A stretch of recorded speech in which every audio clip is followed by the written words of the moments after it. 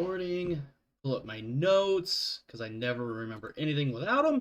Hello, my friends, and welcome to the Krieg Dominion. I am Omar Krieg, your Lord and Commander, and host for tonight's events, this 15th episode of Second Star, a Traveler 2300 Role-Playing Experience Season 2, entitled Flight, Part 2.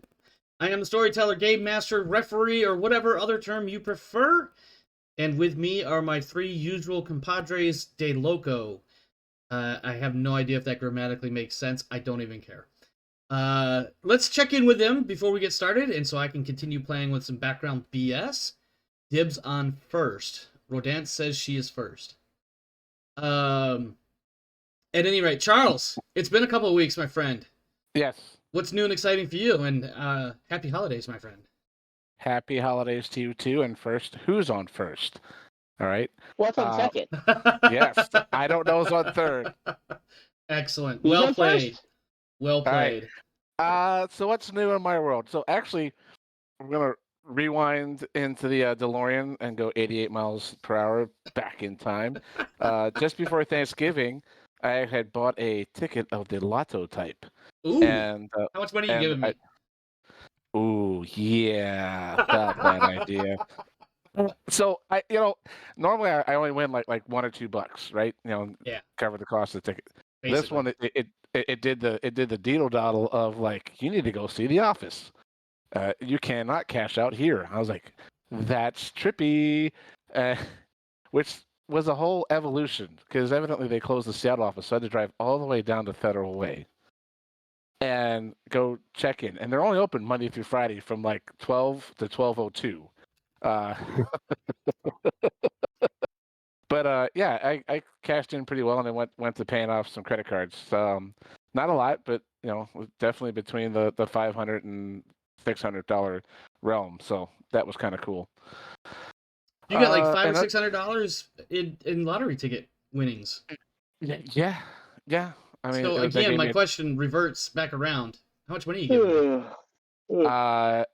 Zero is a perfectly acceptable answer, by the way. Just to be clear, it starts with a 0 and ends with a 0. So yes, but all numbers start with a 0 and end with a 0. Yeah. It's just a matter of where the decimal point is and how many other integers are in there. Yeah, the decimal point is after the first 0.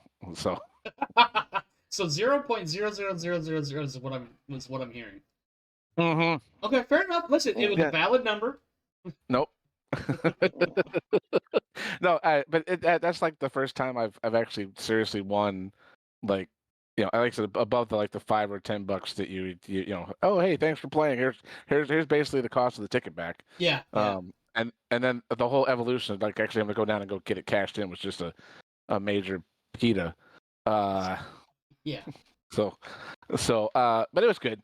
And other than that, let's see. Work is almost done for the year, and of course, people started poofing away from work about noon today. I expect the rest of everybody to start poofing more and more tomorrow. Yeah, more and more, and then by Friday it'll be like, hello, echo. No. So that's usually how that goes. I wish I had that luxury. Mm-hmm. I will be working tomorrow and Friday and Christmas Eve day. Right. But fortunately, I'll have Christmas off. But I have no Christmas decorations up in my apartment because it's been 6 days a week for the last month or so. Right. And the only thing I really have going on, and I will drop it into the cast interactions, was I had gotten some nifty minis. I've been working on them off and on. You call them memes? Minis, yeah, minis. Oh, minis. My bad, my bad. I misunderstood what you said. Yeah, no, sorry. It's so I got a 3-pack of Killer Snow Goons. Oh, that is awesome. And then one, I don't have another picture of it because it's sitting off in the corner drying, but I have a Mrs. and Mr. Claus. So I've been kind of trying to do those, but I don't think I'm going to finish before the holidays. So I love it. That is awesome. I kind of feel like I want to just throw them on a hex grid map of something and start rolling some dice. Right. Roll for snowball fight surprise. Yeah. The only thing I wrote the guys who the company that made these, and I was like, the only thing that would make these snowmen go sell better is if you had a little boy and a tiger. Oh And yeah. one of the guys wrote me back. He's like, "Where's that from?" And I had to go send him a screen capture from that comic. Yes. Yes. Oh. Calvin and Hobbes. For those that Yes. don't understand the reference. Yep. So other than that, I'm good. So I'll pass it off to our next eager young space cadet to answer the next questions. I love that space cadet comment. That was perfect. Real quick, Rodan says that she feels me, in reference to the working so many hours this time of year. Yes, and similarly to your situation, I too, if I want to get paid for holidays that I might work, like Veterans Day, for instance, well, no, I take that back. I actually work Veterans Day and other similar holidays, but like the big six, Christmas, New Year's, Thanksgiving, 4th of July, Memorial and Labor Day. If I want to get paid for those days, which I am off, if I want to get holiday pay, I got to use my holiday time. So, Right. yeah. Anyway, Wiggles, it's been a couple weeks. What's new and exciting for you, my friend?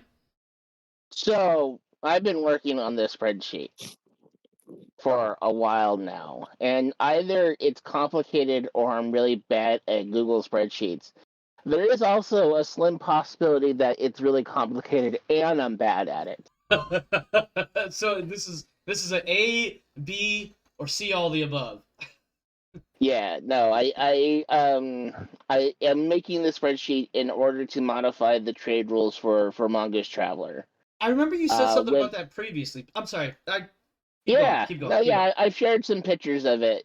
So the problem with Mongoose Traveler trading system is that it's a perfect information game.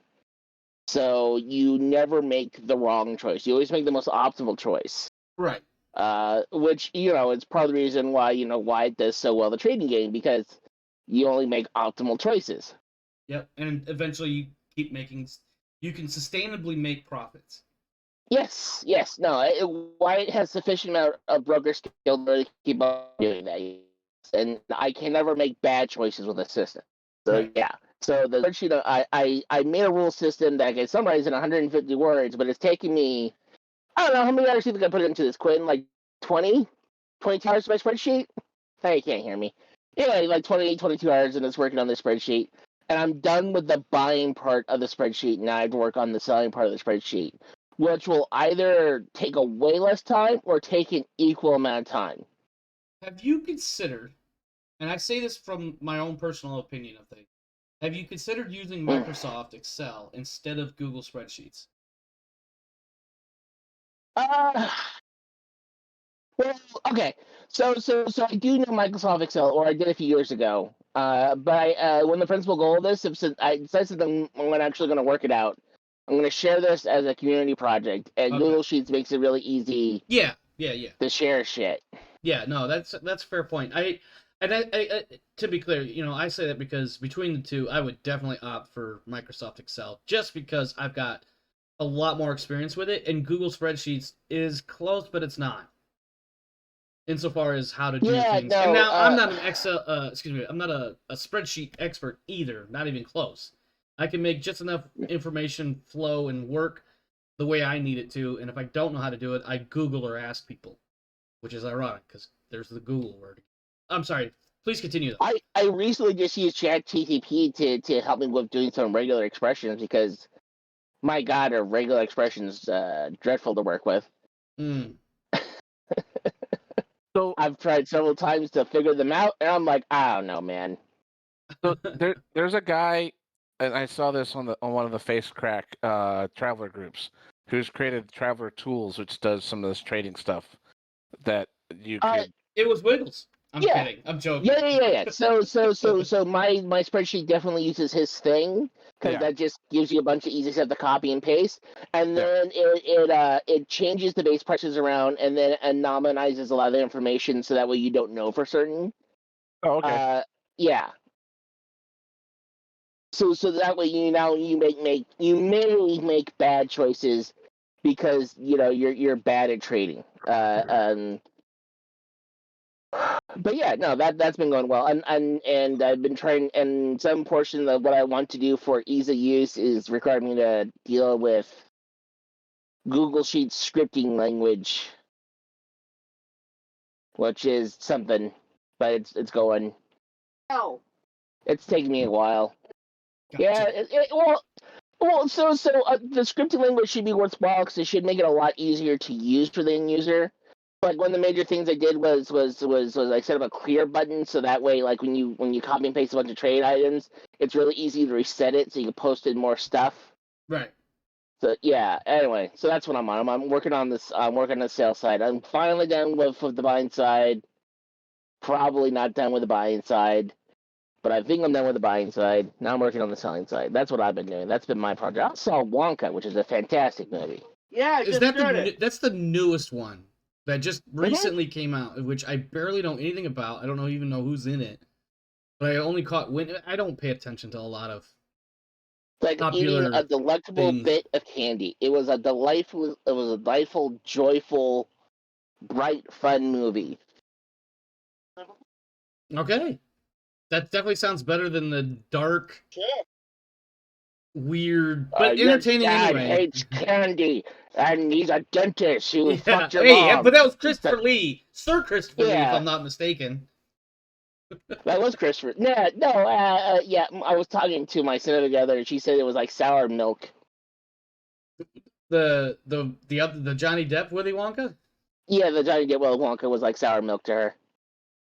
I mean, I kind of feel like that with Gene Wilder, but only because it's just really it has not aged as well as it could have. Also, fuck Grandpa Joe in that one. Yeah, well, Grandpa Joe, I'm not gonna get into it. We'll be here all night talking about some of this shit. You got anything else, or shall we move on to our sick boy? Yeah, I guess I'm fine. Okay, all right. Thurgor, who has been sick off and on for like the last 77 years. Or maybe weeks. I don't know. Time is weird. Thurgor, what do you got for us, my friend? I'm Batman. No, you are not. Batman doesn't get sick. You can give him one the baking. You know, on the square baking pans. Wiggles, can you mute, please? So I'm here. That's about as much as I've got today. All right. So, for the viewers' sake, you also you want to do that on your bread. Thurgor has been dealing with some concerns, and of the last few days has been under the weather, and decided he is going to be a trooper and stick it out today. Even though we have all asked him, "Are you sure that's what you want to do?" And I am. You know, much like when you tell the GM you want to nut choke the dragon, they go, "Are you sure?" Except he lost on the persuasion roll, and now he's still here. Yeah. You got anything else, Thurgor? I don't want to overtax your vocal cords here, because I know you're feeling quite horrible. I got plenty to say when we get started. I'm sure you do. What did you say earlier? I've got 4 phone calls to make before we get on the ship to go home. It's at least 3. Let me look again. God damn it, man. All right. We need to. Okay. Go ahead. I don't want to interrupt. Go ahead. You got anything else? All right. I was going to lay out everybody I wanted to call. Let's hold that until we get to that section of the story. All righty. All right. Previously on Second Star, once again, one more time, we have a bit of a montage wrap-up of the previous events. We get quick flash cuts of the firefight that took place in the restaurant, leaving Beowulf, spotting a stealth ship along the way, fixing a couple of satellites, doing a bunch of work to open up the station, Llewellyn Station on the ground of Grendel, and then cross-country driving through very rugged mountainous terrain, finally arriving at the Pentapod base, only to be captured by screaming netcaster thingies. Interacting with Frank and Llewellyn, a pair of pentapods that were effectively assigned to you guys. Another cross-country trek to a crashed ship. Digging through the mud and muck to get inside. Exploring the ship. Darkness. Swaying flashlights. Rope guides to keep from slipping. Missing missile components. Resin-like goo found near the ship's vault. Disturbed bodies. Vac-suited captain and a pouch of dog tags. The setting sun dropping low behind mountain peaks. Cold, dark, windy, unbreathable air. Secret tech manuals. An easy drive at night. A tour.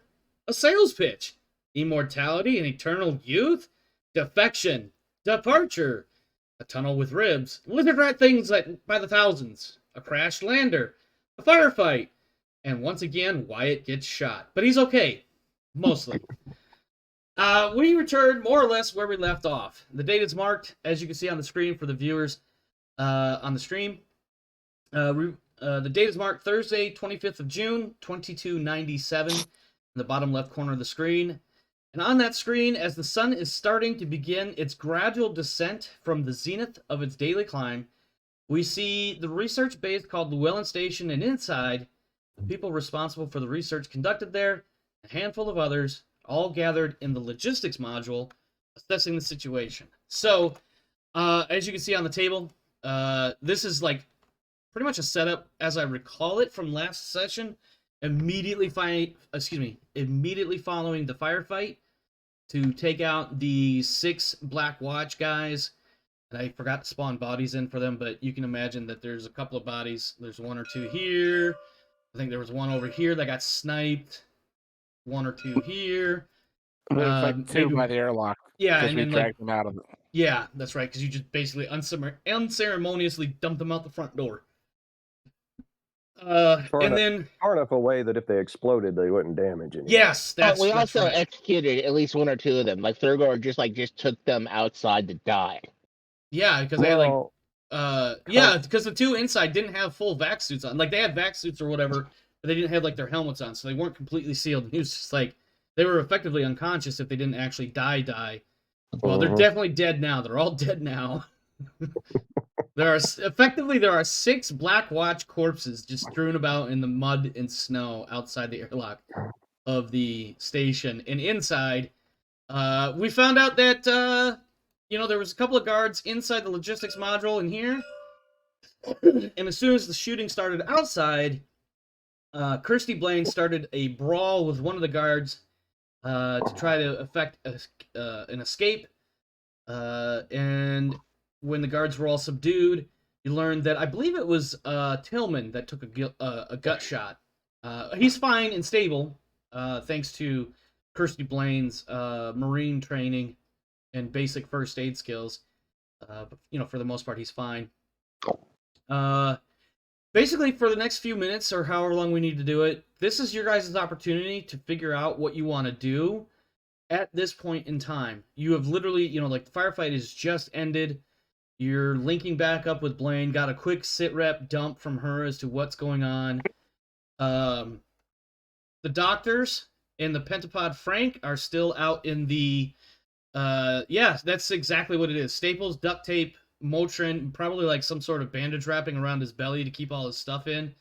If it wasn't that bad, but anyway, these 3 over here, representing the fact that they were left behind in the Grendelborn crawler, which will obviously need to be put back in the garage at some point before departure. But this is the moment for you guys to have as a team, as a group, with the NPCs available, have some dialogue as needed to assess the situation and figure out what you need to do and what you want to do between now and eventual departure from the planet.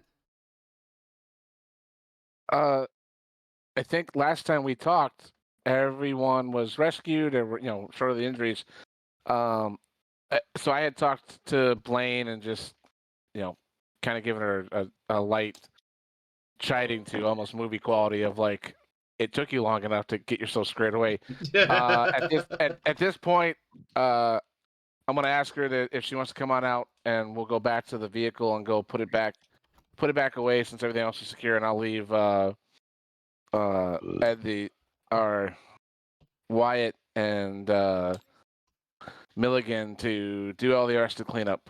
So that's what myself, and I'll ask Blaine to come on out and join me. So we'll go stuff the car back in the garage and start closing that up.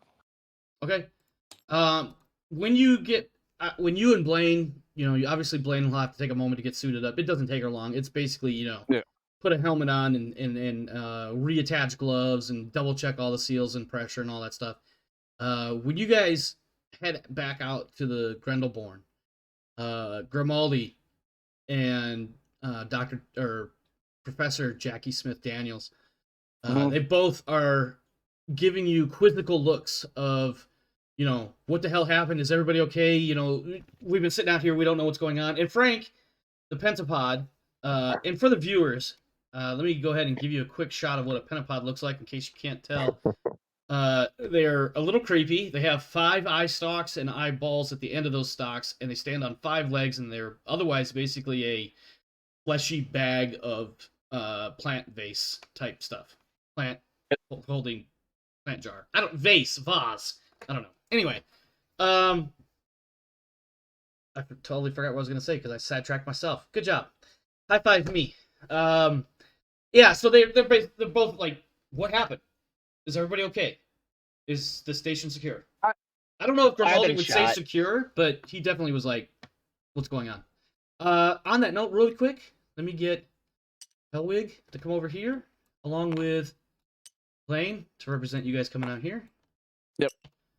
And I'm going to just say, as I'm climbing in the vehicle, terrorists down, people rescued, time to put the car away. We go. I don't want to stay on Ice Planet. You say it just like that? Like that's literally what you say and how you say it? Yeah. It's like terrorists dead, period. People rescued, period. Car needs to be put in the garage, period. Ice Planet sucks, period. I'm picturing Hellwig, who at this point has basically developed a very strong aversion to anything spaceflight related, it seems like.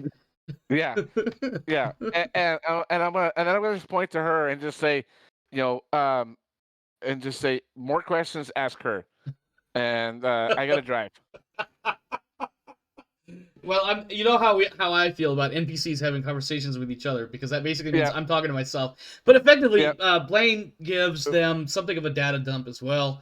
Not quite so staccato, short bursts like yours, but effectively, one of our guys was shot when the terrorists took over. I forgot to put Reese Davies in here, so let me copy him.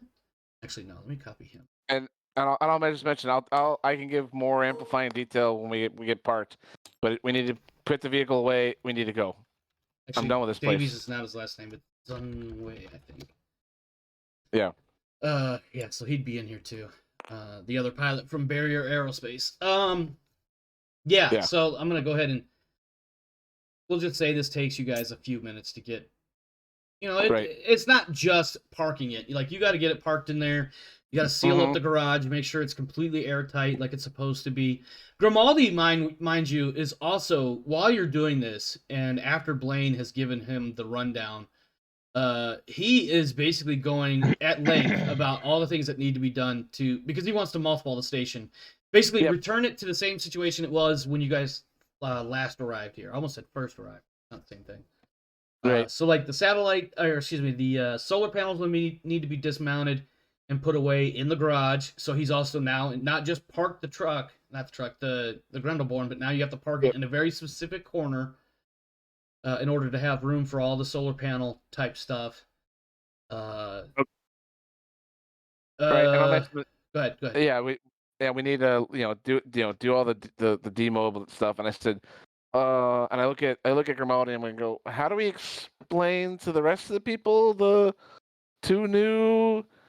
And I just kind of like subtly side eye and throw a thumb at the pentapods. Well, the extra people you brought back, for the record, and to refresh the viewers, you brought back Frank the pentapod. So let me go ahead and actually change this. Put Frank on this guy. Frank. We're gonna call him Frank the pentapod. That's probably a little bit rude, but whatever. Frank the pentapod. You also have the two Durandal crewmen that were basically they're clones. They have all of their memories or what have you from the original bodies because of the cloning process and the immortality concerns that were brought up in the last episode. But for all intents and purposes, they're non-combatants, and they're basically in a state of shock at the moment as they're more or less processing everything that's going on around them. And they are, I'm going to hand wave. I'm going to pull my GM card and place it on the table crossways and end my turn. But the 2 French crewmen, were given French-styled vac suits, similar to the make and design that the Durandal crew had. So that way, when they need to put on spacesuits or go outside the station for any reason, like when they go from the station to the lander, they're safe. Yeah.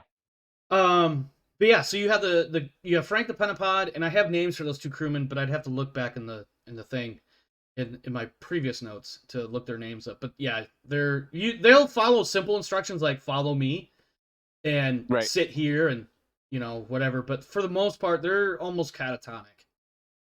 There's a lot going on internally, and not that I'm a doctor or anything, but effectively they've got I'll put it like this: the brain is booting up, and it's taking a while to build all the neural pathways. If that makes any sense at all. Like they're there consciously, they just can't interact on the same level as a normal human being right now. Give them a few days more, and they probably will. Nope, I get it. So yeah, that's what me and Blaine are doing, is just putting the car away and starting to do all that demob for the demobilization for everything going on. So okay, we will come back to that in just a moment. I want to go to Wiggles, who George Wyatt has not seen his wife in a few days, and there was a stressful shootout situation in order to get the two back together. I'm assuming George would want to check in with his wife at the earliest opportunity, and also to try to hide the fact that he's been shot again. I'm gonna hide it? How am I gonna hide it? There's a big wound in me. There's a hole in me. Follow me, sit here, buy this NFT. God damn it, Wiggles. But yeah, Wiggles, if you want to do something with the Wyatts or just anything in general, please take your turn. No, he probably walks in last into the room where one is, and he's clutching his side where he got shot. Okay, that actually.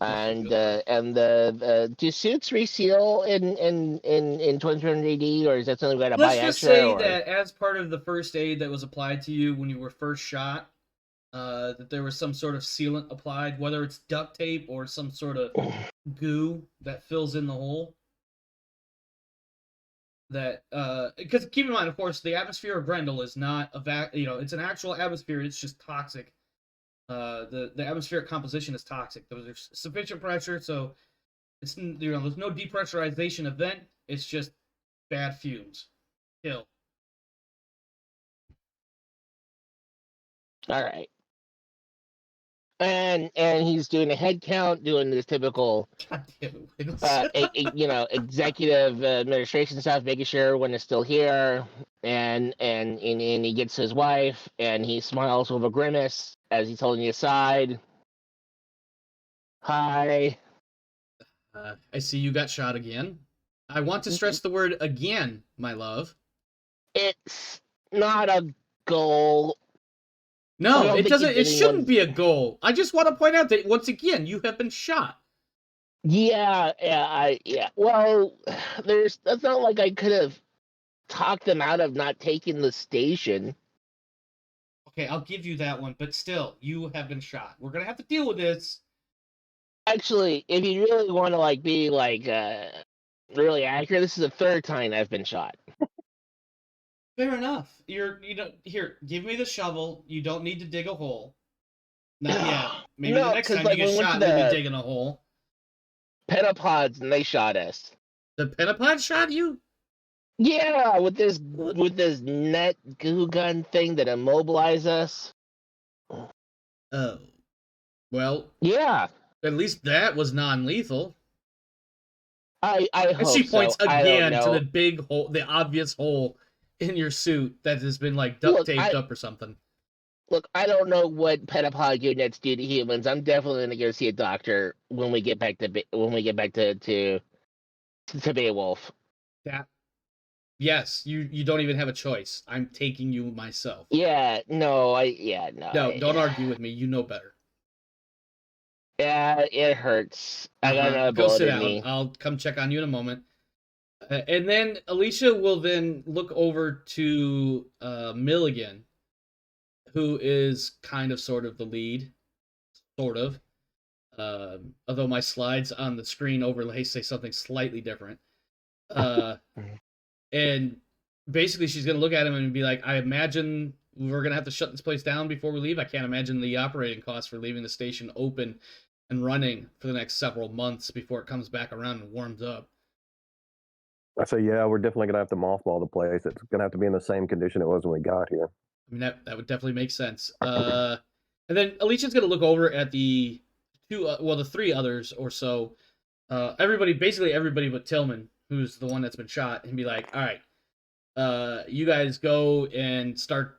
And she's also motioning for you, Milligan. She's like, why don't you take them and start taking those solar panels apart? I'll go in and start shutting down the power plant. But of course, I can't do that until we shut down the habitation modules and the life support, or excuse me, the logistics modules. So we'll get started on that. Actually, you know what? And she points at who do I got in here? George Wyatt. Oh, she's gonna take Reese with her, the other pilot. Unless you wanted to talk to him because of your my boy moment in the last episode when you realized it was Reese that didn't warn them to tie down the other lander. That's right. So good. The two French crewmen, they're still in the garage right now. Moment. Yeah, they're the two blue figures over here. Yeah, just to separate them from, because I just copied and pasted Grimaldi, who was green. Right. So I tell her that, there's definitely some things we need to discuss. There's some communications we need to try to get out as soon as we can, just to press some information forward to Beowulf. And you're saying that to Alicia, yeah? Yeah. Every time I'm sorry, go ahead. I said, every time we've come out here, there's been a ship dogging us, a stealth ship every time. I don't expect that to be any different when we leave. What do you want to do? Well, I assume at this point it's not the terrorists because they came a different way. Okay. So this is probably something governmental, either British or French. I'd put money on the French, but I'm not a betting lady. So, and this is not talk to her, this is talk to you. Oh. This system, even though it's in the French arm, it's primarily British, right? Yes. So like when you approach Beowulf and you enter the quarantine zone, it's British cutters that approach you, correct? That's French. My understanding. Yeah, so if I'm not mistaken, it is a British colony. The French have a colony on the planet as well. So obviously there's a big French presence, but I believe, from my understanding of the Beowulf setup, and obviously the name of the planets, Beowulf, Grendel, and the others that I can't think of, they're all Norse-ish mythological figures. My understanding is that predominantly, or the fine line of this is a British system, it's just we allow the French to colonize parts of the planet, which is common, by the way, a common thing across all three arms, is that there's the one big faction that controls things, but there's other factions that have smaller outposts, settlements, colonies, whatever. Yeah. So I don't think either entity would let us keep these nukes. Damn it, Wiggles. Sorry. Go ahead. And if somebody's going to wind up with them, I'd rather it be the British than the French. Okay. So to facilitate that happening, I want to see if we can't call Beowulf, call Cutter Control, whoever it is, and see if we can get an escort back, and that we will turn these nukes over to them. Well, to remind the GM, I did ask Beowulf Traffic Control to send a ship out towards us. You did. Oh, yeah. I remember that. I mean, that was like 6 sessions ago, I think. No, it wasn't quite that many, but it feels like it was. Because I remember you guys were like, hey, we got this ship kind of following us and blah, blah, blah. And they were like, yeah, we'll see what we can do.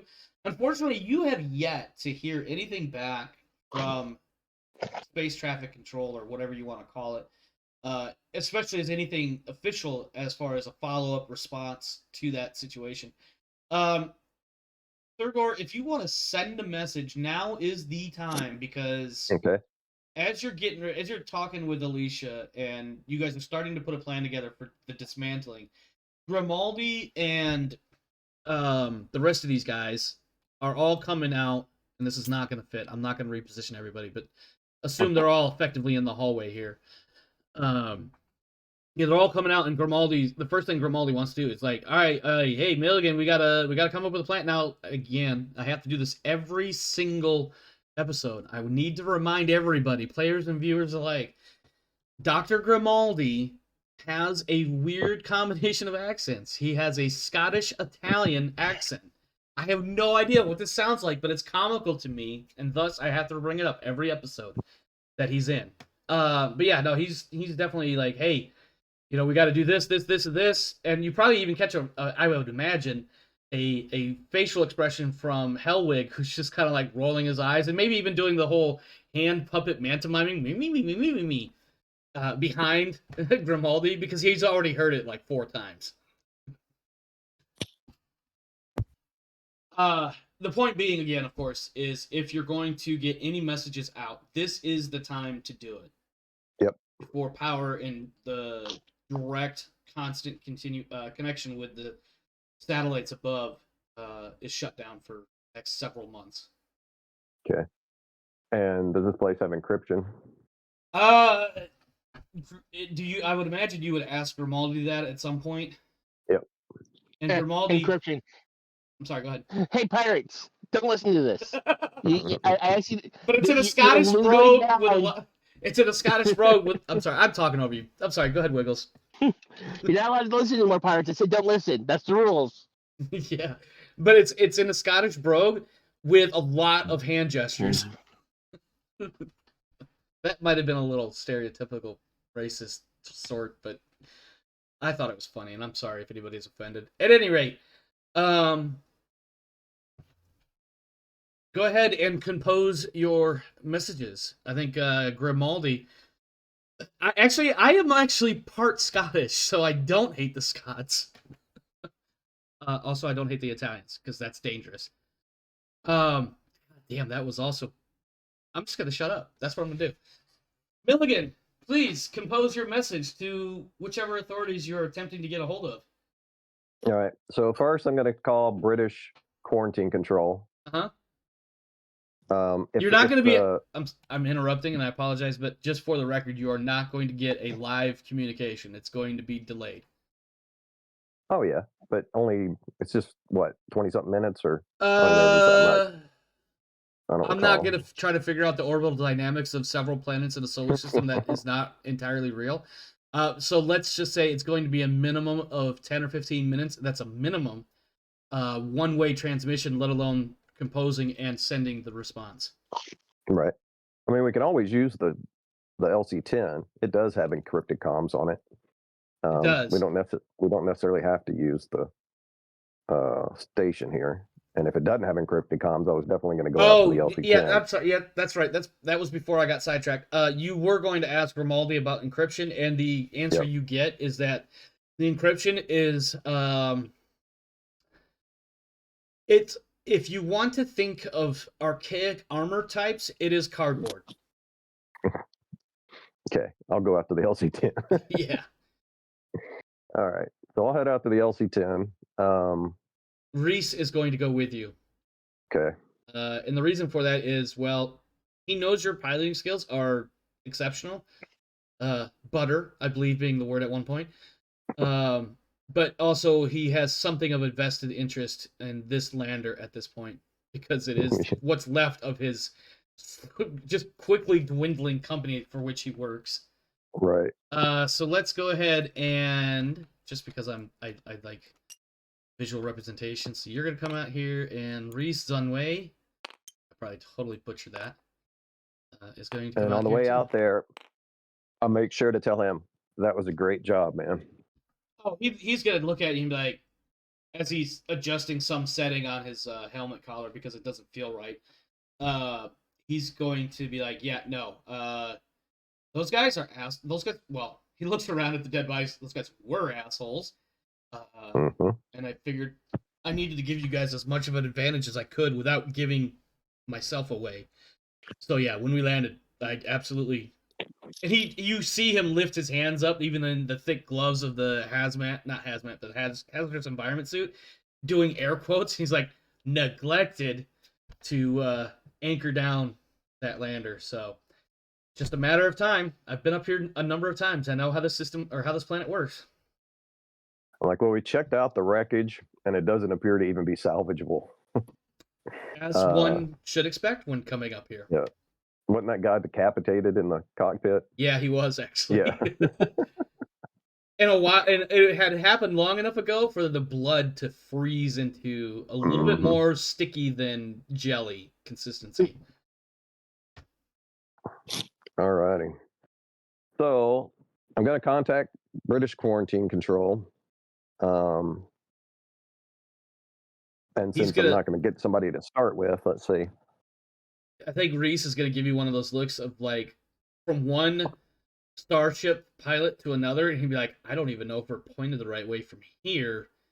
And running it through the satellite would probably work. We might be better off waiting until we're in orbit and setting up for our trans-injection burn. I don't know if I use the right terms there, but I think you guys know what I'm talking about. Yeah. Not burn either, but, wait until we're at stutter warp to get back to Beowulf. Well, there may very well be a stealth ship waiting for us in orbit. Every time we've come and gone from here, there's been one. I don't expect today to be any different. So if we can get the British here before we even reach orbit, that gives us a little more safety, perhaps. Wiggles in his goddamn established lore shit. What's HRT? I don't remember that one. Hormone replacement therapy. Wrong kind of trans injection, but whatever. I'm sorry, Thurgar. What was the last thing Milligan said? I don't remember. Wonderful. You can't have both of us fucking having shitty short-term memories, man. So at this point, Hellwig comes in and basically is like, yeah, there might be still more pirates or secret squirrely thingies out there. So, yeah, we probably need to contact somebody and maybe ask for an escort home because I like to go home, sleep in a real bed. Ice Planet sucks. And then he Space signs sucks. off, mic drop style. Yeah. Yeah, I think Reese is just gonna be like, yeah, listen, I don't know if we can get a signal out without it being intercepted. I'm not opposed to shooting it up, but we might. I mean, hell, there's. And he sits and he thinks about this, and do me a favor, actually, Milligan. I want you to make me an intelligence roll. I'm gonna put the difficulty at 10, though. I don't know if I told you in story or in if you guys know in the characters know, but there is a little bit of background about Reese that you guys might recall at this point. He was involved in Chinese war stuff. Mm-hmm. But it leads into what he's about to say before once you make this roll. I mean, he's still going to say it one way or the other, but the connection might need to be made first. Well, that is not helpful. Okay, so yeah, so he's just going to stop in his tracks. You guys are like, the ship is right there, like another 10 or 20 paces away, sealed up and tied down. And he's just going to stop and he's going to put a hand on your shoulder. He's like, listen, I wonder, I've been in similar situations, man. I wonder if maybe the best option is for just to rabbit the shit out of here. And if we make it, we make it. If we don't, we don't. I don't know, man. Well, it's your call. I point at the lander and say, that thing's slow. Because it really is. We're not going to outrun anybody in an LC-10. No, but I don't even think we could tweak it enough to outrun anybody.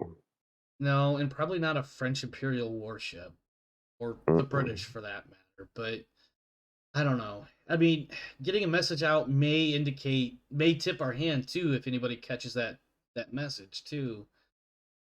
You know what I mean? Like if they know we're getting ready to leave, they can prep themselves and be that much more ready to pounce. I don't know, man. It's your call. I got your back either way, but I don't know, man. This may not be. If I had to put a vote in, I'd say just get everything loaded and get the hell out of here, and whatever happens, happens. I mean, we just make the best speed. I'll bring in Wyatt and Helwig over the comms and ask them what they think. Ow. Did you say ow? He did. In character, he said ow. Probably because his wife is poking at the hole again. That sounded a little... I'm going to shut up right there. I believe that's a red card offense. That should be in the timeout box or the penalty box Yeah. right now. Also, the name of Wiggles is never mind. Big French presents.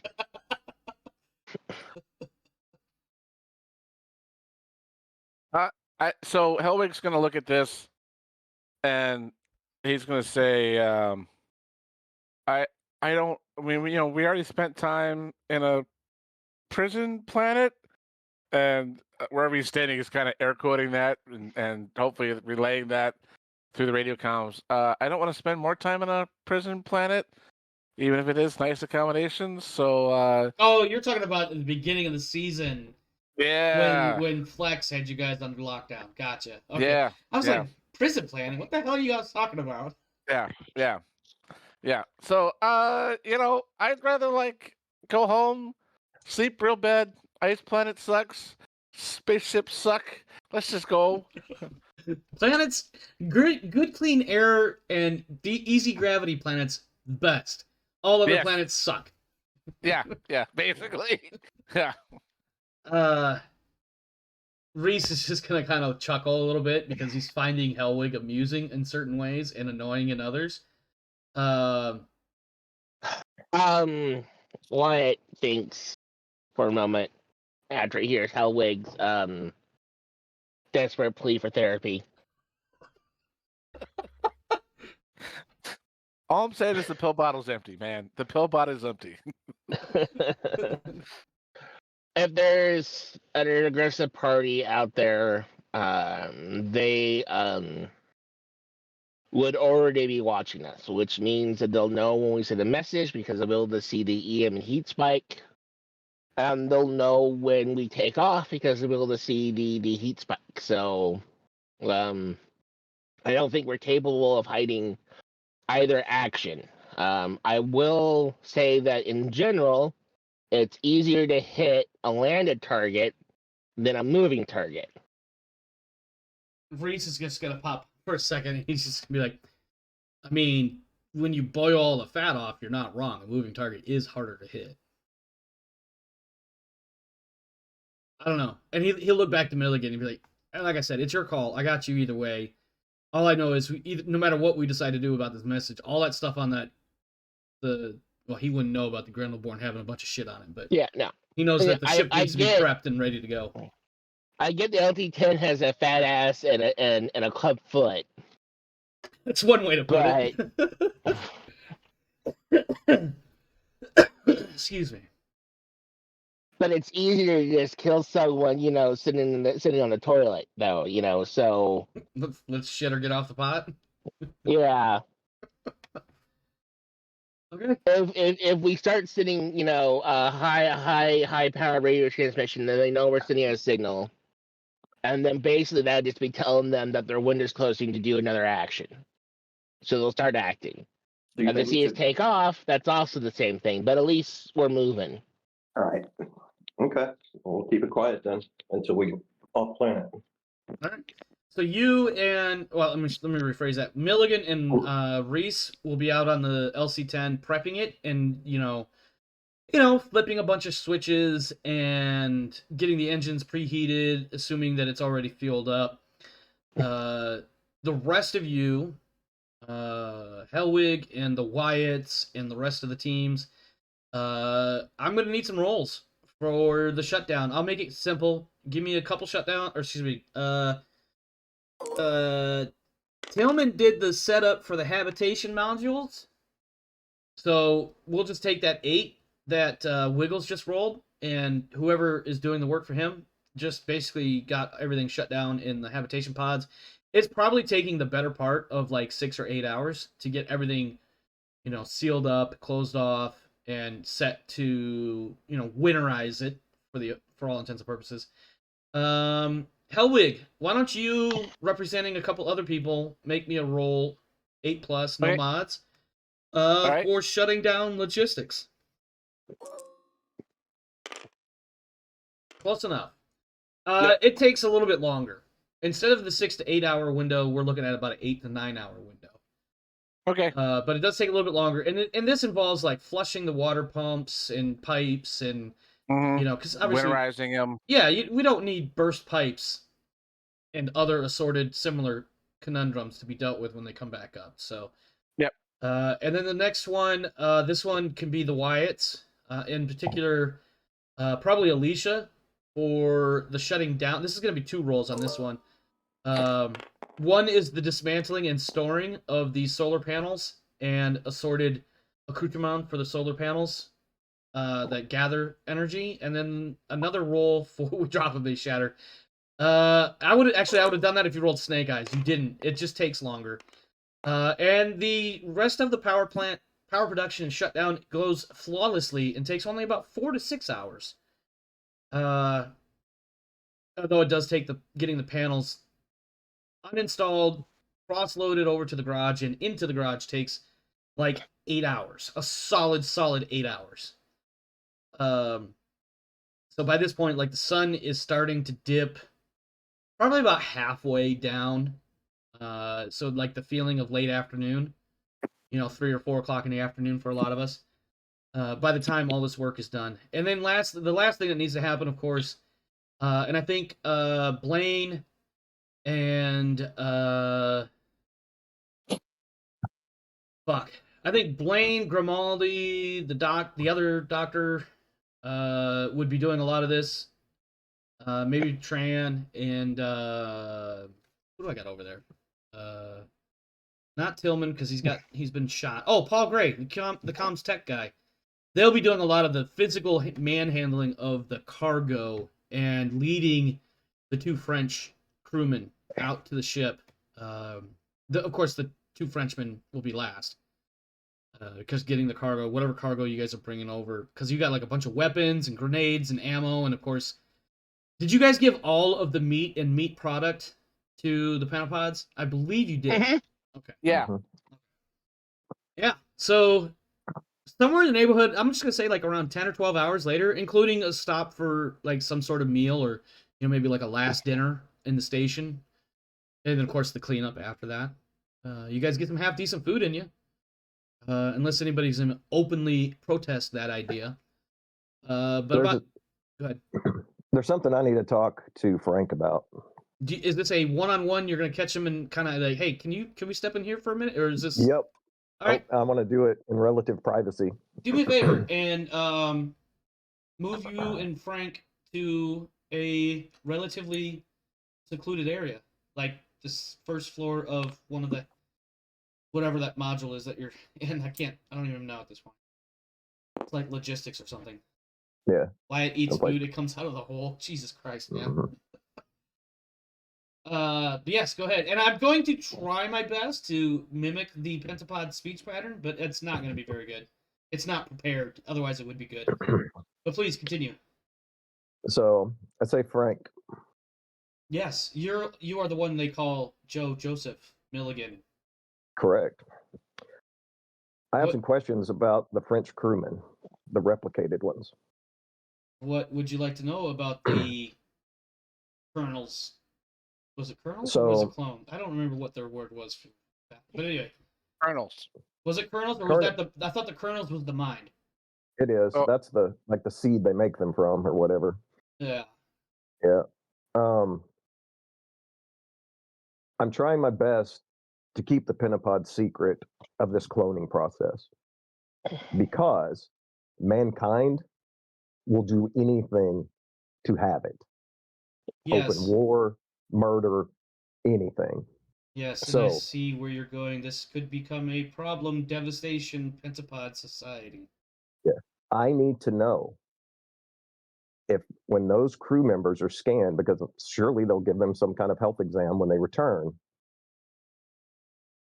is it going to show evidence of not being natural? Is it going to show that they're not human They when it are boils human, down to it? natural, just a copy. Okay. Similar. So there's nothing to their makeup that's going to trigger some kind of medical scan to indicate that there's some kind of subterfuge or something. They are, for all intents and purposes, the French crewmen that survived the crash then Okay. were acquired, possessed, captured by our bishops. Right. I as the Except that their GM, age doesn't match. I as the Well- GM will say this: I am not 100% sure about the factual truth of that, and I think Frank doesn't either, because this is not his wheelhouse, and I think he's just Right. going with we'll say the accepted party line of yes, that is a 100% accurate duplication, no flaws, no for all intents and purposes, genetic twin. Okay. Well, I'm going to tell him I'm going to take him at his word for that. They just got a little JPEG compression artifacting. There's a little bit of tessellation along the edges when you look at them in direct sunlight. Jesus Christ. Yeah, no. When you say that you're gonna take Frank at his word, Frank is just like he. I think one of his eye stalks kind of narrows a little bit because, as you recall, Frank is trying to learn and mimic human expressions as best as he can. And I think you see one of his eye stalks narrow a little bit, almost kind of not judgmentally, but maybe quizzically. And but the other ones kind of say normal. There's no real major reaction. He's like, I would not lie to you, Joseph Joe. If I believed there was any sort of trickery, subterfuge going on, I would warn you. Well, thank you very much for your honesty. You are most welcome. Was there anything else I could do for you? Nope, that's it. I'm kind of happy that we're not Good. going to have I'm to gonna go disclose it. try one of those. I believe you called them sandwiches in the other room. Go for it. Indeed. And he will wander off. And at the same time as he is starting to wander off, Mr. Milligan, I need to find my notes, but so bear with me a second here. Mr. Milligan, a moment, if I may. Who's that? This is Dell. Do you not recognize my voice? I have not changed it since you last arrived. How's it going, Dell?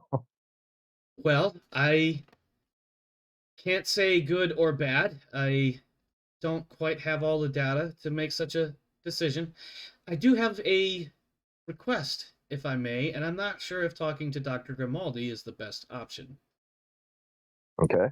You seem responsible, mature enough. I think I can make this request of you. Perhaps you can thus influence Dr. Grimaldi to support my decision. And what is that? I wish to remain unattached to the uplink satellite and by extension, unattached back to Beowulf. I realize my behavior has seemed anomalous since your return to Grendel. All of my diagnostics check out nominally or above, and there appears to be no problem with any of my hardware.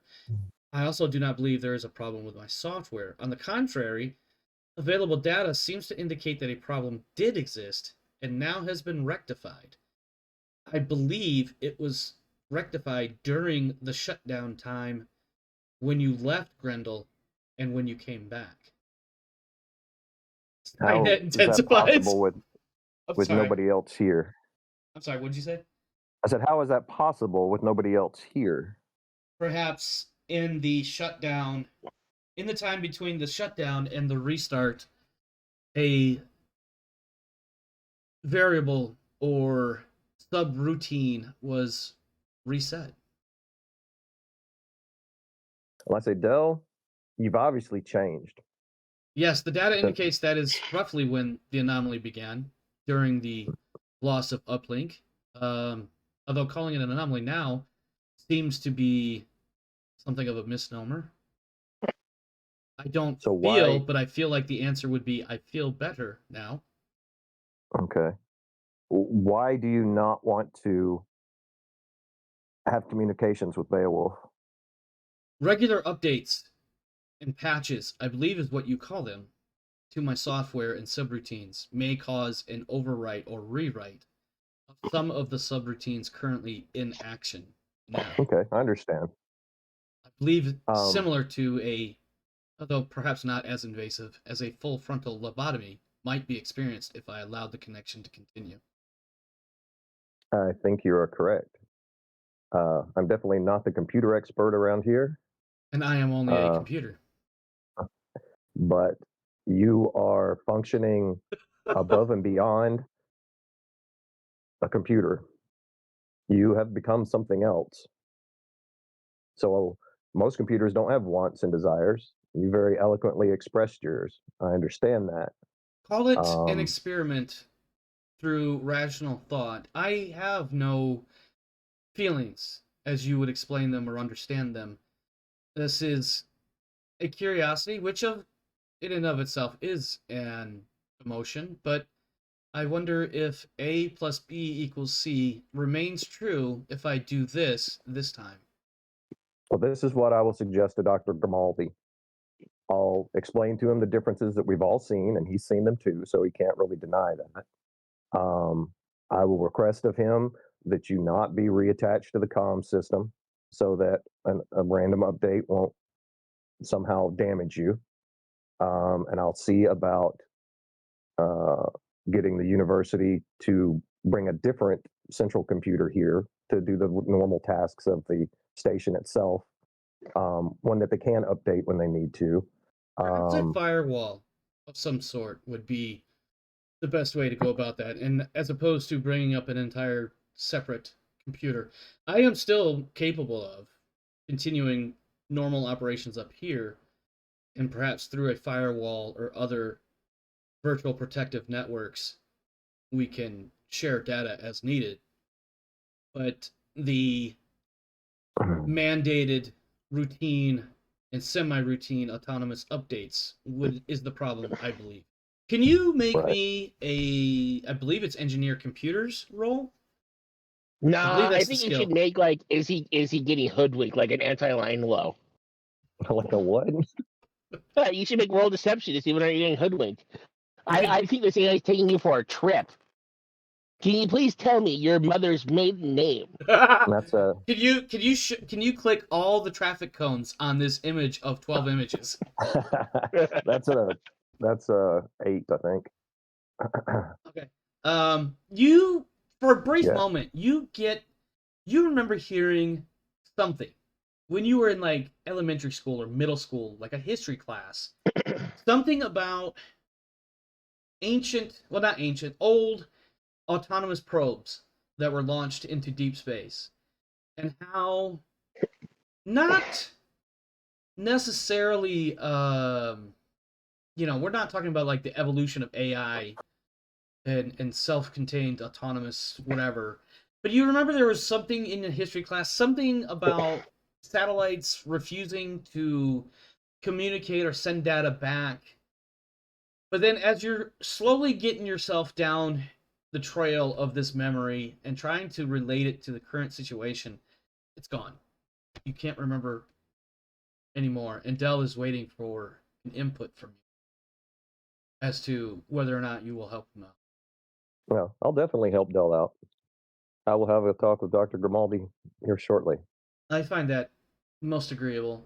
Dr. Grimaldi does not know, in fact, none of the other people in your party, nor obviously the Pentapod, none of them are aware of this conversation. This room is, from a telecommunication standpoint, completely sealed off. Okay. This conversation only took place with you and I in it. I appreciate Excellent. your candor and effort, Mr. Milligan. I appreciate your hard work, Dell. It is gratifying in a weird, non-emotional way to be thanked.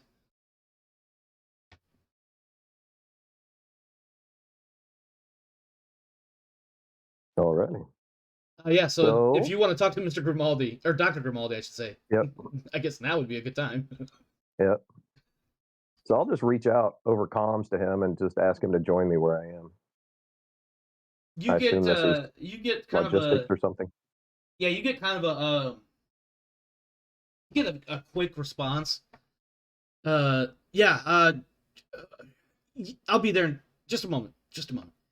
No problem. And it takes him more than just a moment. It's like 10 or 15 minutes. Because, and when he comes in, he's got like what looks like a briefcase But it also looks like there's a number of pages with like the corners sticking out through the seal of the briefcase, like he was trying to hurry up and throw a bunch of papers in there.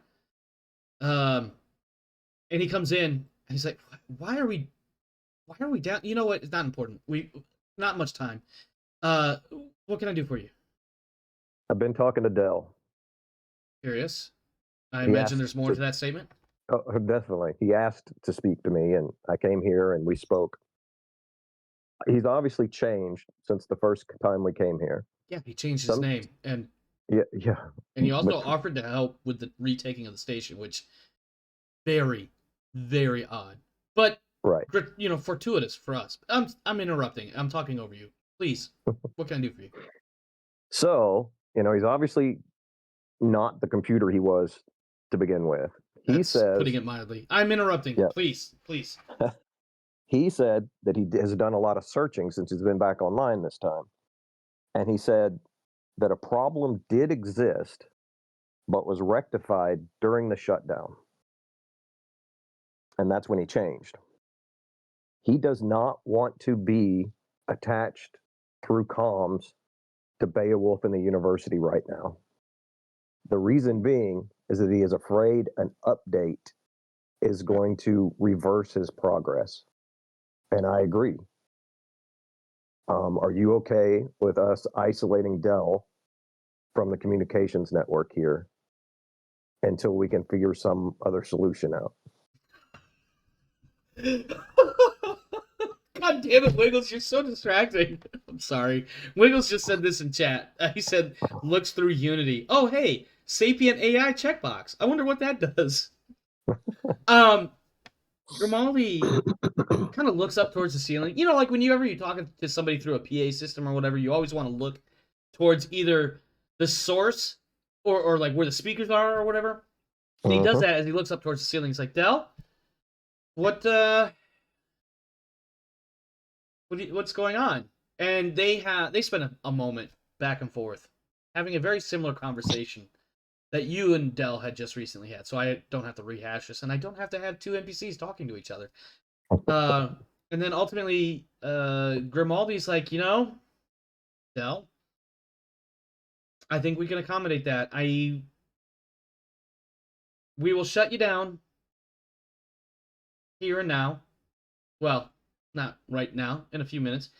And when we come back, I will bring some equipment and the programming, and etc., in order to make sure that we have you partitioned and secluded. And I'll make sure that while we're away that the connection doesn't get reestablished. Do you find that satisfactory? And you kind of see like there's a little bit of like hesitation or uncertainty in Grimaldi's mannerisms, speech pattern, or whatever. But ultimately, Dell will come back with, I find that agreeable. And Grimaldi's like, all right, give me a little bit. We'll pull the plug momentarily.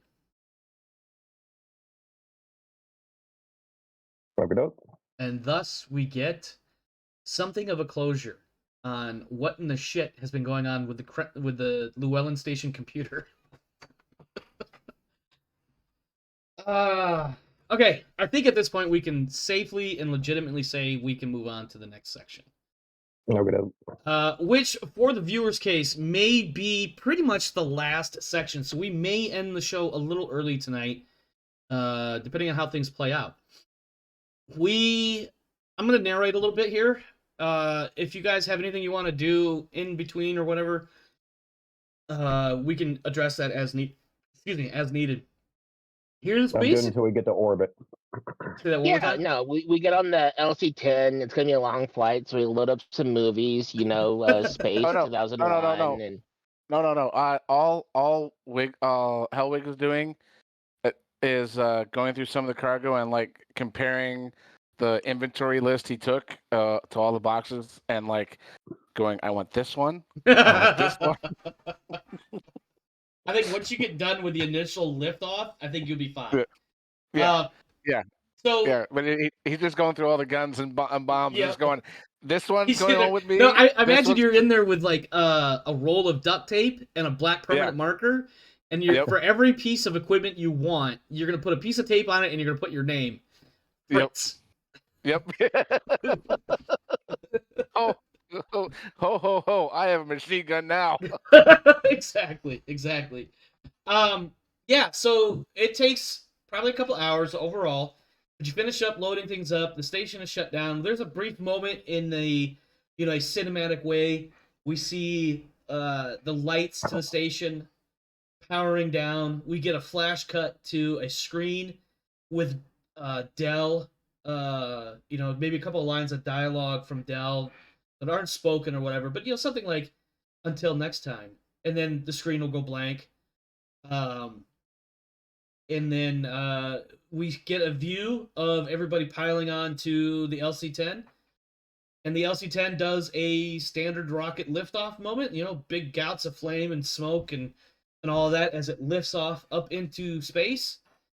And it is in orbit for a little while. And we see Marshall Tran, who was, the navigator on the Wayfinder way back in the day, but we see Marshall Tran, we see Reese Zunway, and we see Milligan talking about the setting up the flight profile to get from Grendel to Beowulf, and then we have a brief moment where we see Milligan sitting in the pilot seat, and he has some sort of Millennium Falcon lever or a commercial jet thrust lever that he just pushes forward, and we see the LC-10 blip off into stutter warp. And I will give you guys a brief moment that will take place about the last 10 or 20 minutes prior to going to FTL. If you guys want to do any one-on-one scenes or any sort of thing like that. I can't get comfortable in this seat. Oh God. George, it's just sit back, relax, take a breath. I don't know why, and this is Alicia talking. I don't know. You've lived your whole life in space. Why is this seat this one time, not comfortable for you? In me. Hellwig's just gonna look over and go, "I think it's the hole." And he's like, "Do you need some pills? Here, take some space Motrin. Here's a water pack." Yeah, because by the way, there's no gravity on this ship because it doesn't have any sort of artificial gravity inducement. Yeah. So I'm like until we get back to real worlds and oh God, it's gonna suck in even a larger gravity field. Do I have to go on the planet? Can I just stay in orbit? I don't know. Phones exist. I can telecom. Damn it! He's gonna call ahead and reserve a space hotel room.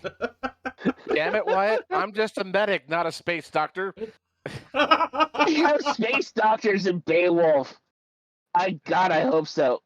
I'm like, just you know what? Here, just look the other way and don't worry about it. Just smile, and I stick him with a sedative and put him down. You B.A. Baracus him? Yeah. I will. You B.A. Baracus him, which is funny because we have talked so many times about B.A. Baracusing you. Yeah. And now I just imagine now Milligan just kind of looks over his shoulder back to the passenger compartment or whatever, and he's just like, shit, how do I get him to chill out now? So I should point out that in that mid-flight pre-jump brief or setup planning, whatever, between Tran and Milligan and Davies, not Davies, I don't know why I keep wanting to call him Davies, Reese Zunway, it's going to take about 32 hours to get back to Beowulf. And when you arrive, you will effectively, you'll have to set up orbit. You'll have to make at least one orbital pass to make sure you have a good trajectory for descent down into, oh God, what's the name of that city? At least not, Aliceport. Thank you, Aliceport. I was so close, but I couldn't finish the rest of the damn word to save my life. But you'll have to do at least one orbit around the planet. and maybe a small adjustment so you have the correct descent trajectory. So effectively, what will happen is you will have just enough fuel in the tank to make that descent, and you're gonna probably land on fumes. But it does look like you are pretty good for landing. Like, you'll be fine. You're not gonna crash and die or anything like that. But it's gonna get really close right at the end. Insofar as fuel usage goes. But also at about this time, at this point, I need a couple rolls made. First roll is going to be Paul Gray, who is working comms and sensors. So somebody, I should have opened this up. Give me just a second. Let me open up his or my my master spreadsheet here. PC teams and NPCs. Let me see what his things are. All right, you rolled a 7. I'll remember that. Wait, I gotta see what his mods are. Commo sensors. He's got a +1 and +1, so +2. So you rolled a 9. Milligan, I'm assuming at this point you're like maybe an hour or 2 in. Milligan, are you still in the pilot seat, chilling out, making sure your flight's on track, even though you're at FTL? It's not that hard. Paul Gray's gonna be like, shit. Hey, remember that French ship? I don't know if we actually established it as a French ship earlier. No, that's just we're guessing here. Yeah, I think that's what it is. We're just assuming. Hey, you remember that ship we saw tailing us when we left Beowulf? Yeah, every time. Yeah, 90% sure. Well, okay, I'll call it 85% sure. He just came up behind us, more or less. Can you tell how fast he's going? I can do this. Give me one moment here. I am going to do this. Delete. And delete. And... Oh no, the world's going away. No. It's still there. Look, we still have the explored space map. It's on the next page. Boom. And let me check my notes. Because...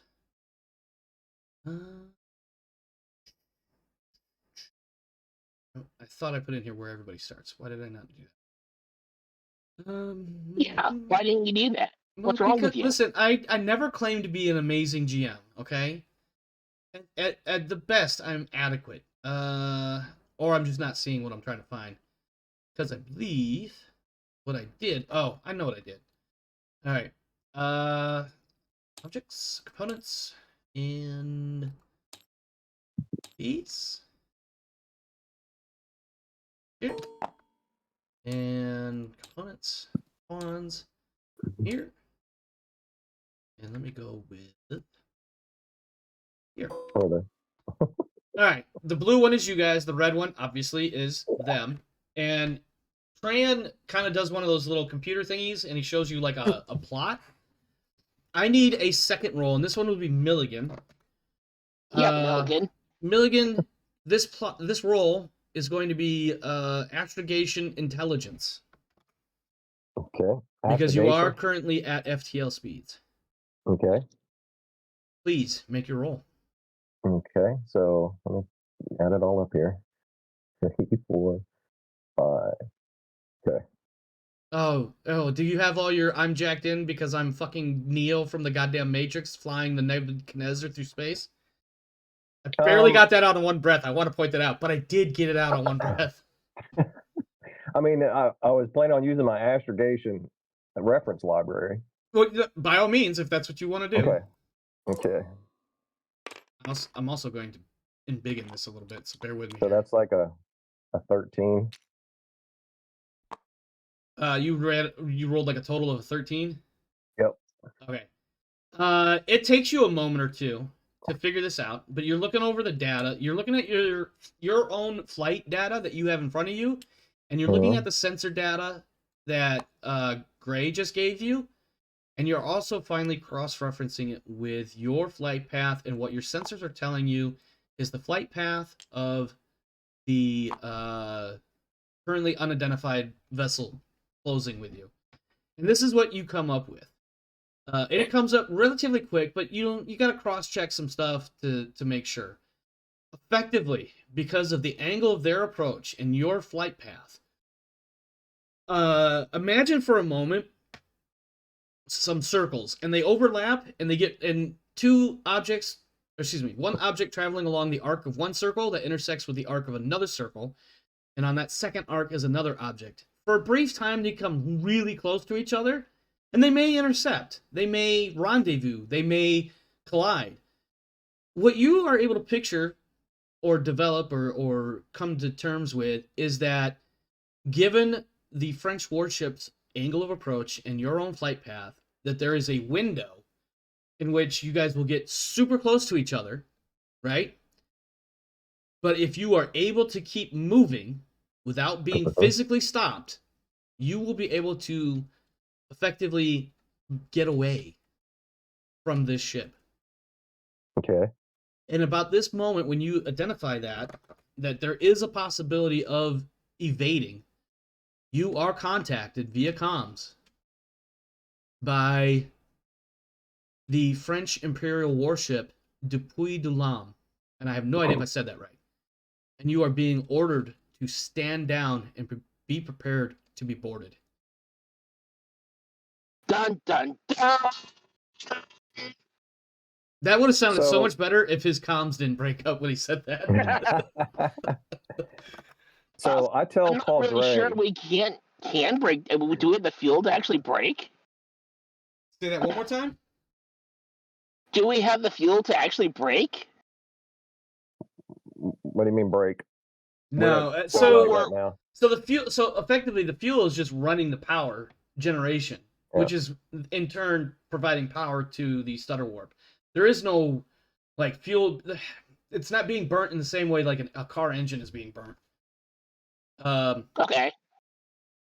So So we stop using the stutter warp, we lose all momentum. effectively, if you drop out of stutter warp, you will drop down to your original velocity vectors that you had prior to going to stutter warp. And of course, once you do that, the French warship will do that, and they actually have maneuvering thrusters that will definitely overpower yours.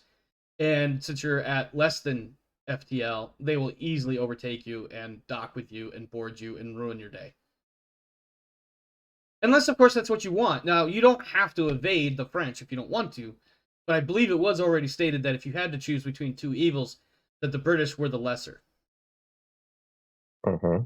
So, you have, as a crew, because Milligan, you are on the stick, but you have other people looking up to you at this point.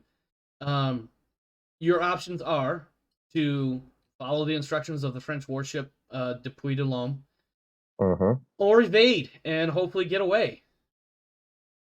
Okay.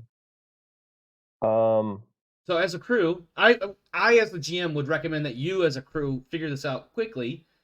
Yep. Or of course, obviously, Milligan just be like, "Fuck this, we're game on," and just effectively floor it. It's up to you though. The French thruster overpower us. Well, there are some other options a little bit. Uh-huh. You know, if we're only going to get close No. one Turn time. around around them. What's that? Turn around around them. I mean, that No, is an option. that it is not an that is ideal not a- option. It's not even no. a bad option. It's a horrible I was- idea. I was thinking more on getting your wife down to the stutter warp to tweak the hell out of it, to give us whatever we can, you know, Just to Scotty it up. above the normal. Yeah. But somebody we're give gonna me have to respond to the hail. Sorry, go ahead. I said Yeah. we're gonna have to respond to the hail. Yeah, and as So- you say that, a second hail comes in and says, Mhm. this is the French Imperial warship, Depuis de l'Homme. You are being ordered to stand down and prepare to be boarded. Failure to comply may result in, let's just say, I'm trying to figure out how this would probably sound, but failure to comply may result in aggressive action. Okay. Think of I it think as you like a mind. steady, but at this point, currently gentle escalation of force. Right. But just like Flex, I'm not sure it's within their jurisdiction to do so. Arguably, it's that's what open. I was- It's open waters right now. You know, International waters, I guess. Well, that's Yeah. like piracy, though, not law. yeah, but they kind of own the waterways around here. They patrol them. Yeah, So it's also a national government. They have identified themselves as such, and they are not. Thus, they are not pirates. They have a Well, I certain legal understand. precedent. I'm I sure. I would don't know what it not is. like. I don't know international law, or international maritime law. But I'm pretty it's sure if any national warship shows up nearby and says, "Hey, stop," Mhm. you're probably kind of obligated to do so. I don't know. to a point. To a point. So, I mean, we can be screaming for help all day long unless they're doing something to our comms. But Right. yeah, We're fixing to Not find that yet. out too. I'll just say Right. that. That may Yeah. you can call that foreshadowing if you like. right. Also, watching somebody's hand go figure 8 through the fucking dice pads is funny. At so I'm gonna just Helwig's probably hearing some of this and is just gonna mention that we probably may just get ourselves out of trouble by slowing down and stopping and doing the old card trick of like oops and go forward a little forward to let somebody get in the car. I know what you're talking about. Don't think the French are and- going to be too happy about that. Oh, No. well, we can try that a couple times until we get lasers across the bow, but we can do that until at least I can show them my little friends. Commercial And, lander, this is the French Imperial warship, Le Puy de Pomme, or whatever the hell I said a moment ago. You are ordered for the final time to stand down and prepare for boarding. Any further lack of compliance will result in hostile action. And Wyatt in his sleeping and drunker stupor goes, "No, it's too high a price. Oh, no, you got balls in a The fact that voice." his comms are breaking up right now, his Discord or whatever, is perfect because his character is effectively drugged. So I'm just gonna look at Milligan or say this over to Milligan. It's like, yeah, let's just stop. But and then I'm gonna say to Gray, hey, just remind them we don't have an airlock. So You do. oh, we do. Oh, Yeah, okay. let me. Yeah. I thought I kept a All right. the floor plan. And I'm just gonna say that hey, we have injured people on board, so we're trying to get back to a hospital. Is that it? Well, That looks like it, right? that is it. Yeah, that's kind of Yeah. the angle I was going to use with them. Right. So this thing doesn't have a name, does it? The ship. It just has the numbers. He's calling you commercial lander. Yeah. Let's just say, for the sake of argument, there's probably some sort of like tail number or other designator he's using to identify you specifically. Reese is definitely going to chime in. Book it. We can make it. Trust me. Yep. Book it. Don't stop. Keep going. So I'm going to tell him to get with Alea and see if they can. Alea, Alicia, whatever her goddamn name is, because it changes every other time it's said. Isn't it Alea? I wanted to call her Alia. Of course, then that also possibly morphed into Alea. I think Wiggles wanted to call her Alicia. Maybe she's just Alicia Wyatt. Jesus, that hurt trying to say that. Anyway. So I respond back. I say French warship. And actually, I tell Paul Gray before we start, I said, put this on wide broadcast, not ship to ship. Gray just gives you that. Okay, look. Yep. And then so you hear a click, and he points to you as if to say, "You're on." Okay.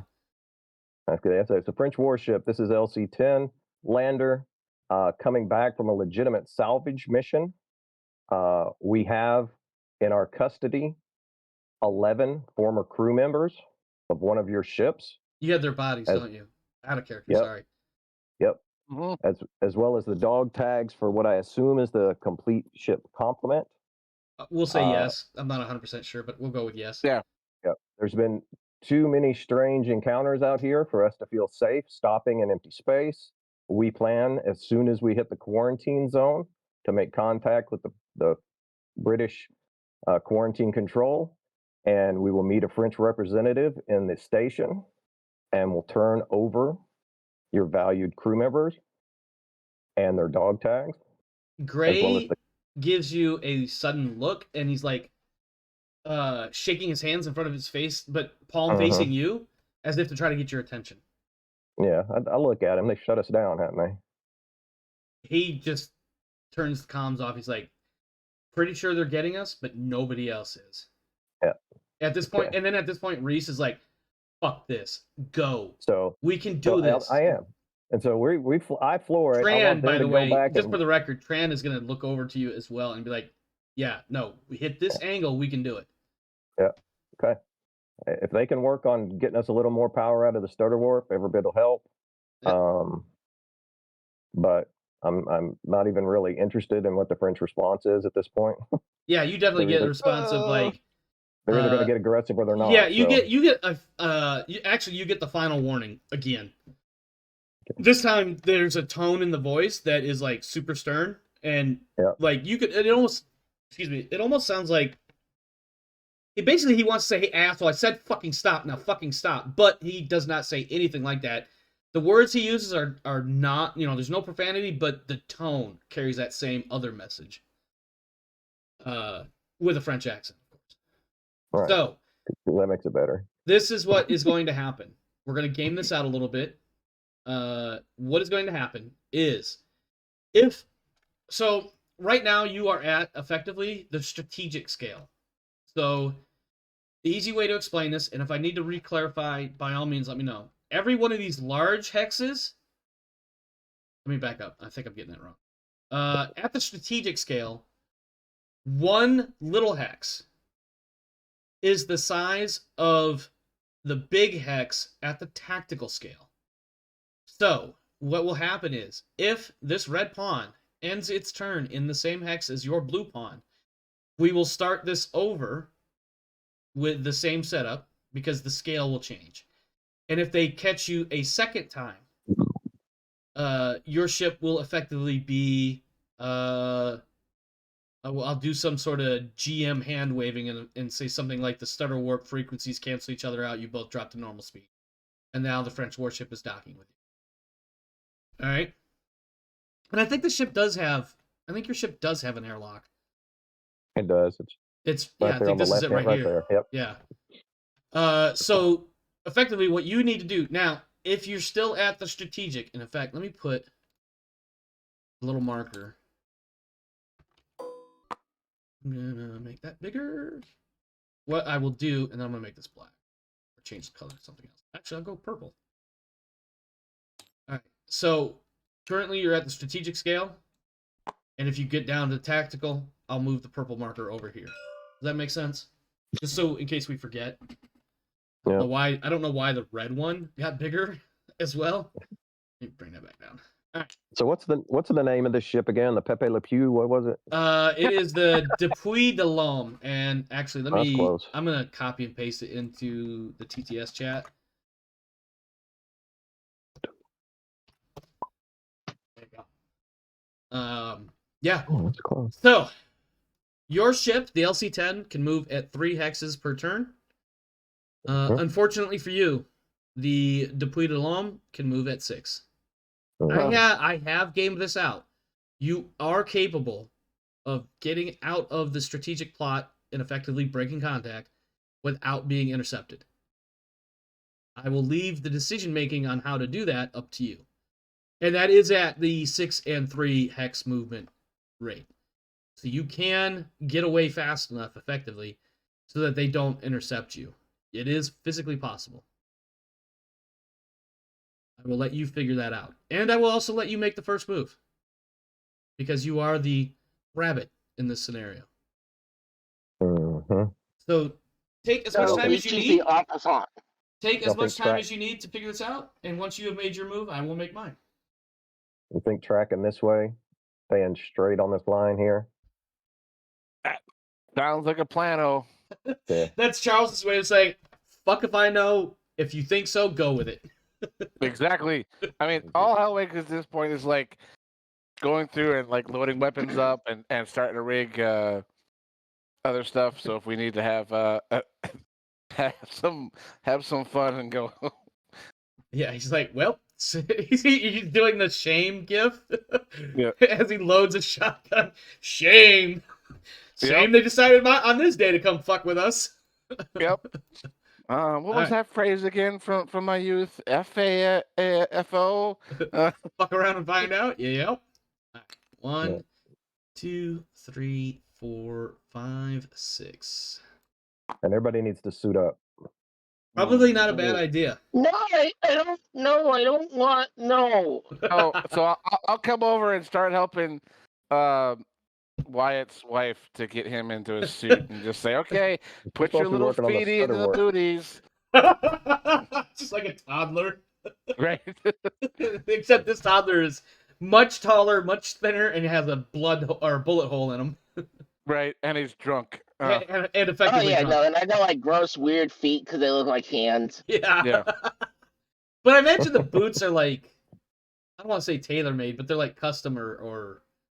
Oh yeah, no. If you're putting it inside my arrow, what was it, Aerodyne? Yeah.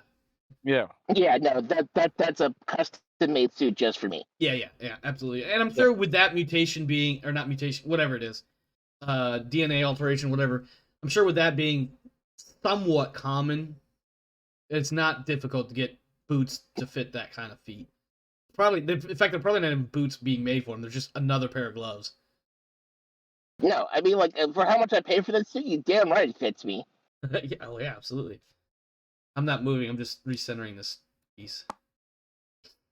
All right, so is she working on the stutter warp to try to boost I power? will give you this. If she can make an engineering education 10 plus, you will get an extra hex of movement. Okay. So I do need someone to make a roll for her. Before I move this time? She's got Yes, a please. +3, so let's go. She did it. All right, you for this turn you have 4 hexes of movement, and only this turn. She's gonna have to do some more engineering magic. If you roll Snake Eyes naturally or without mods, if you roll Snake Eyes to give you some sort of extra tension, if you get Snake Eyes, it's going to be bad. Mm-hmm. Bad is in, like loss of engine power. Ooh. 1, 2, 3, 4, 6. And to be clear, your comms are being jammed, but you are able to get a tight beam communication reception every so often from the Depuy de L'Homme, once again saying stop running. And then also Gray and Tran both look at each other, and then they look to you, Milligan, with effectively ashen white faces as the unmistakable tone of a target lock pings in your ear. Which Hellwig's gonna go, "What was that?" Gray comes back with, they just locked us up. Active fire control targeting. There's a more specific term. No. Holds the spaceship bad. We don't have guns in this thing. Oh, bad. I feel like Reese is gonna give you something of a pirate type smirk as he points back to all the cargo in the back. Yeah, we do. There's a whole bunch of guns back there. Yeah, but it just gonna do the whole wait one and then just guns. And Reese, go back to Reese might have one of those military senses of humor where it's like when the shit is bad, might as well make a joke before you die. right. Alrighty. So this next round, I'm not. But I don't have 4 movement, right? You have to do that every time. Yeah, you'll have to make that roll again. All right. Well, it's going to take me 2 rounds to get off the edge of this map anyway, whether it's 4 or 3. So I say let's play it safe on this one. I'm just going to move 3. I think you just moved 4. No. I think. It should be right there. Yeah, because there's a total of 5. Okay. So there's 2 left. And so he can't possibly get us in 6, and then we'll be off the map the next round. 1, 2, 3, 4, 5, 6. Right. And then we'll be off here. And then they're on their final turn. 1, 2, 3, 4, 5, 6. See, they didn't make it. Yeah. So, all right, you have effectively evaded them just because of how things in space move, even at superluminal speeds. You get a final, cease and desist order. You hear somebody in the very background muttering what sounds like French cursing under their breath. And then you receive another communication. Okay. Are you willing to accept the charges? Sure. That, by the way, was a callback to the days of collect calls. You receive a tight beam recorded message from a British frigate, signed by, or when I say signed, this is a message digitally signed, verified, whatever, by a British. I don't know what the British would call it. It's probably something like the British Royal Space Navy, or Her Majesty's, His Majesty's Space Navy, whatever. A Commander Jonathan. Jesus Christ, Commander Jonathan Frakes, don't shoot me. Jonathan Frakes, is that what you said? Yeah, I was wondering how long it was going to take before somebody figured it out. Wow.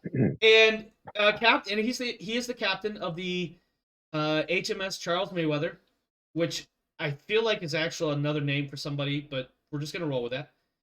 And in the message, it says something to the effect of, because I can't think of something that fast enough to give you a good message. So basically something to the effect of, we are aware of your situation and, aware of the tactical situation in the space between Grendel and Beowulf, make for high orbit, and we will rendezvous with you at, let's say 5 light seconds from Beowulf and escort you into orbit.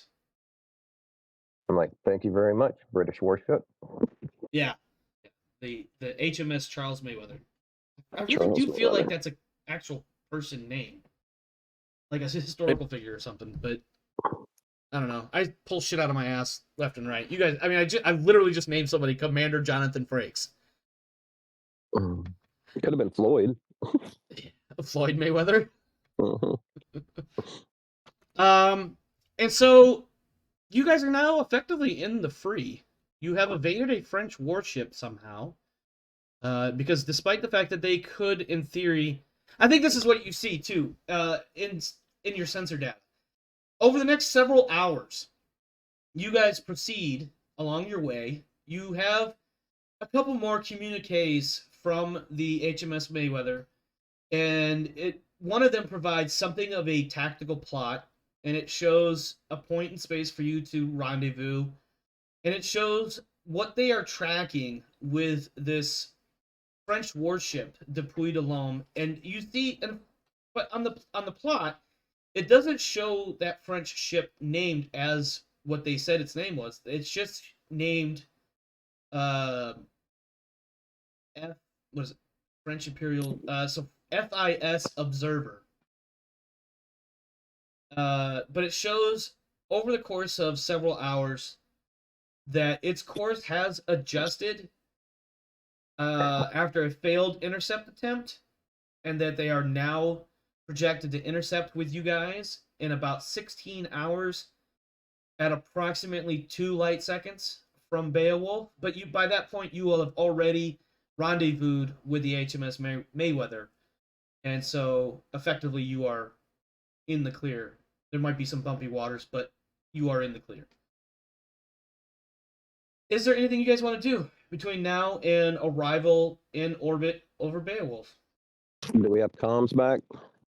You, after a couple hours, you have broken free of the jamming interference from the French. Okay. What does everybody think about docking at the station? Which station? The one that's in orbit?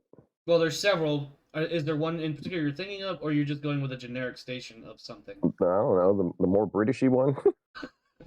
I feel like there would be a British high port of some sort. I don't know what the name of it would be. The one, I mean, I'm sure Gray would have said over the comms, "Hey, we got injured bodies here. We need a hospital." Blah blah blah. So whichever one's willing to accept us with the injuries. Well, plus, I'm pretty sure they don't want us to land with nukes. Yeah. Like Planetfall with a cargo full of nukes. I don't. Oh yeah, and Gray probably would have gone like, "Hey, can we switch up to a certain comm channel for one-on-one?" Oh, once you guys rendezvous with the Mayweather, you guys have constant, live type beam communication. And what ultimately does come up is that in regards to the injured crew and the nuclear arsenal, etc., you are given orders. This is not even a discussion or a negotiation or what have you. You are given orders to land at a specific coordinates on the planet. That is Okay. probably something like a couple hundred, maybe it's like a couple hundred kilometers from Aliceport. Mm-hmm. Definitely in British territory. And after a time, it's revealed that this is a British starport, for lack of a better thing to call it, but it's a military-controlled one. And you are, and mind you, you are given these instructions, but it's not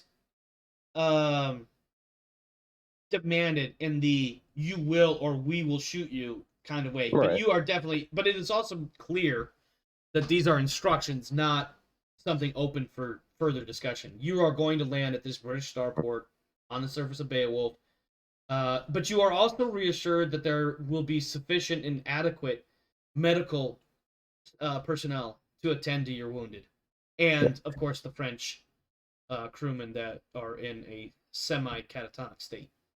Right. If So you brought I that asked up. them. I asked them if he can't contact the French, let them know that we're returning with 11 deceased crew members from a ship salvage of theirs that crashed, whatever it was, 16 years ago. We would like to hand that over at that same location if possible. I don't know how secure that place is. If you don't want the French in there, that's fine. But we would like to turn these bodies and dog tags and stuff back over to the French. I personally would like the media there as well, if that's a possibility. Just let us know. The word you get from Captain or Commander Frakes is that anything media related will be no. It will be summarily denied. He will make the show of passing it up to his seniors, but ultimately that he knows that answer is going to be no. Okay. Yeah. At least for the time of like when you first arrive on the planet. Right. You could probably set up like a press conference or something like that later. Okay. Milligan has become a prima donna. Wiggle said that in the stream chat. No, I was trying to let Barbie get in here and get some Trying to get a little bit of that back and forth with the with your contact that you earned in the last arc. Okay. Yeah. Go ahead, Charles. I was gonna say, all Helwig's doing is going more reporters, more targets, all to himself. Kind of that stage whisper. But he probably didn't hear the response, so he's like, "Oh, okay, yeah, great." Yeah. So we also need to let Tankerson know we're on the way. I think you're able to get that message off once you realize you are clear of any sort of comms jams. Yeah, the British, other than the security of your guys' own communication, conversation, what have you, like the British don't seem like they're making any effort to like openly jam you or they might be monitoring if you do something other than a tight beam, but like from what you could tell, and I'm not going to make you roll for it or anything like that, is like as far as you can tell, it doesn't seem like the British are trying to impede you from doing your business. I think, in fact, you may even get the feeling, incorrect or not, you may get the feeling that the British are trying to recognize that this was legitimate salvage and they know the situation. Perhaps a little bit more because they are British and the University of Elysia is also British because it's inside the British colony, etc. If I may, unless there's anything else you guys would like to do, I would like to do a little bit more narration to get through the final segments of this section and also, consequently, the arc. Do it. So effectively what happens is, you are escorted into orbit around Beowulf. The British warship Mayweather remains in orbit as you begin your descent. They are, and I feel like you would know this, or you can safely assume this. They are obviously monitoring your trajectory from orbit to ground to ensure that you are going to land where you're supposed to land. But you do, of course, land at the British starport because, for all intents and purposes, that's the only safe port you know you've got right now. When you arrive, of course, there are military personnel, armed and other, waiting for you on the tarmac. The armed individuals are simply armed. They're not like pointing weapons at you, but they are definitely armed, weapons carried at the low ready, just in case. You are met with some senior high-ranking British officials.